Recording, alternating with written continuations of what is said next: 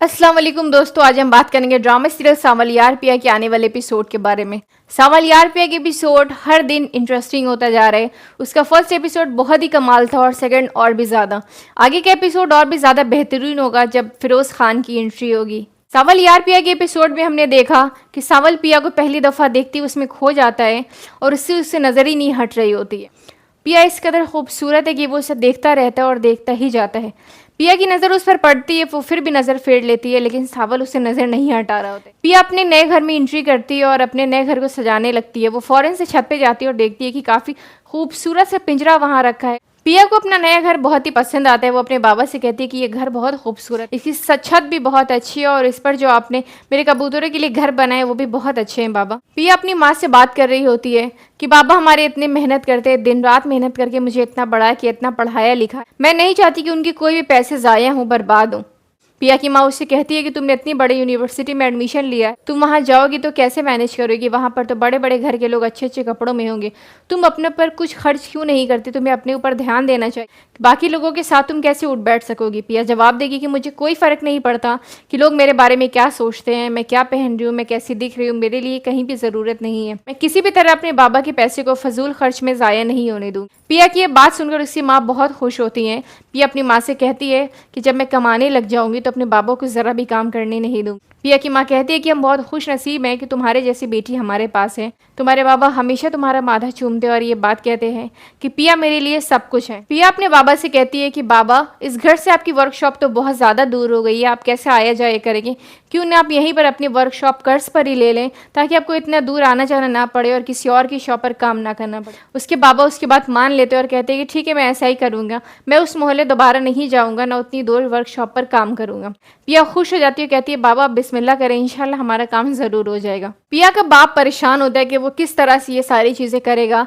तभी उसकी बीवी जाती है और अपने जेवर निकाल कर लाती है और कहती है कि आप ये जेवर ले जाए, बेच दें, इनसे कुछ पैसे तो निकल ही आएंगे कि आपकी वर्कशॉप में लग सके। उसका शौहर फौरन मना कर देगा, कहेगा कि मैं नहीं ले सकती, ये तुम्हारे जेवर हैं, तुम उन्हें संभाल कर रखो। तभी उसकी बीवी कहती है कि ये जेवर मैंने पिया के लिए बचा कर रखे थे कि उसकी शादी पर उसको दूँ, लेकिन अभी मैं उसके लिए नए बना लूंगी, इसकी ज़रूरत आपको ज़्यादा है। उसका शौहर फिर भी वो जेवर नहीं लेता है, कहता है कि मैं कर्ज पर वर्कशॉप ले लूंगा और धीरे धीरे जमा करा दूंगा, कोई फिक्र की बात नहीं। पिया अपनी माँ से सवाल करती है कि क्यों हम हर 6 माह पर घर बदल देते हैं, मुझे समझ नहीं आता बाबा ऐसा क्यों करते हैं। तभी उसकी माँ जवाब देती है कि ये बात तो मुझे भी नहीं पता, तुम ये सवाल अपने बाबा से पूछना। उसकी माँ अपने शौहर से बताती है कि बार बार पिया मुझसे ये सवाल करती है कि हम क्यों हर 6 महीने पर घर बदल देते हैं, लेकिन इसका जवाब तो मेरे पास भी नहीं, क्योंकि आपने इसका जवाब कभी मुझे भी नहीं दिया। मुझे भी नहीं पता कि हम हर 6 माह पर घर की शिफ्टिंग क्यों करते हैं। उसके बाप कहता है कि बात कुछ भी नहीं है, सिर्फ मैं ये चाहता हूँ कि हम एक ही जगह रहकर घबराएं ना, हमारा मन लगे, ये नए मोहल्ला, यहाँ के लोग अच्छे हैं, तुम लोगों से मिलो और जानो, यहाँ बहुत अच्छा लगेगा हमें रहकर। पिया के बाबा नई शॉप ले लेते हैं, उसकी ओपनिंग होती है, सारे लोग वहाँ जाते हैं। पिया बहुत खुश होती है देखकर बाबा की शॉप, और उन्हें यकीन दिलाती है कि इंशाल्लाह हमारी रोज़ी ऐसे चलेगी कि आप जल्द से जल्द इसके कर्ज अदा कर सकेंगे। सावल गमगीन गाने सुन रहा होता है, उसका दोस्त पूछता है भाई आप ऐसे गमगीन गाने क्यों सुन रहे होते हैं? वो कहता है कि ये हमारी पसंद है। तभी सावल का दोस्त ये सवाल करता है क्या वो लड़की बहुत खूबसूरत थी? तभी सावल जवाब देता है कि कौन सी लड़की था? उसका दोस्त कहता है कि जिसके लिए आप ये गाने सुन रहे हैं। सावल कहता है कि तुम्हें किसने कहा कि मैं किसी के इश्क में गाने सुन रहा हूँ? तो उसका दोस्त कहेगा कि ये पूरा शहर जानता है कि आप किसी के इश्क में गाने सुन रहे हैं। सावल का दोस्त कहता है कि सब कहते हैं सावल भाई के इश्क अधूरा रह गया, वो इसलिए ऐसे टूटे टूटे रहते हैं। सावल कहता है कि इस बात की खबर क्या पूरे शहर को हो गई है? सावल का दोस्त कहेगा कि जी भाई, सारा शहर जानता है इस बारे में। सावल का दोस्त सावल से पूछता है कि भाई क्या वो बहुत प्यारी थी? तो सावल जवाब देता है कि कोई आज तक अपने महबूब के बारे में बयान कर पाया है क्या? सावल का दोस्त पूछता है कि बताए ना भाई क्या है स्टोरी? तो सावल कहता है कि मुझे एक लड़की पसंद थी, लेकिन उसके बाबा को मैं पसंद नहीं आया, उन्होंने उस लड़की की किसी अमीर घराने में शादी कर दी।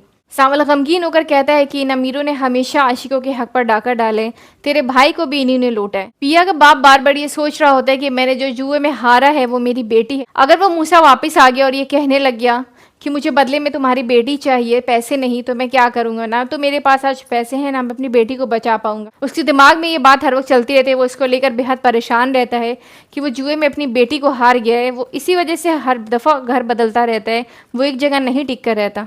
मूसा पिया के वालिद असलम को ये कसम देता है कि तुम इस बात को यकीन रखना कि मैं जब चाहूँ तब तुम्हारी बेटी को ले जा सकता हूँ। तुम्हारी बेटी तुम्हारे पास अमानत है, मैं जब चाहूँ उसे ले जा सकता हूँ। तुम उसे शर्त में हार गए हो, उस पर तुम्हारा कोई हक नहीं। ये बात बार बार पिया के बाप को परेशान करती रहती कि कहीं मूसा कहीं से भी उठकर आ जाएगा और मेरी बेटी को लेकर चला जाएगा तो मैं क्या करूंगा। आगे के एपिसोड में हम देखेंगे कि फिरोज खान की एंट्री होती है जो कि बहुत ही जबरदस्त होती है। अब देखते हैं उसका क्या रोल है और किस तरह से इस ड्रामे में और भी ज्यादा दिलचस्पी लोगों की बढ़ने वाली है। आगे के एपिसोड हमारे जरूर से देखें। अल्लाह हाफिज।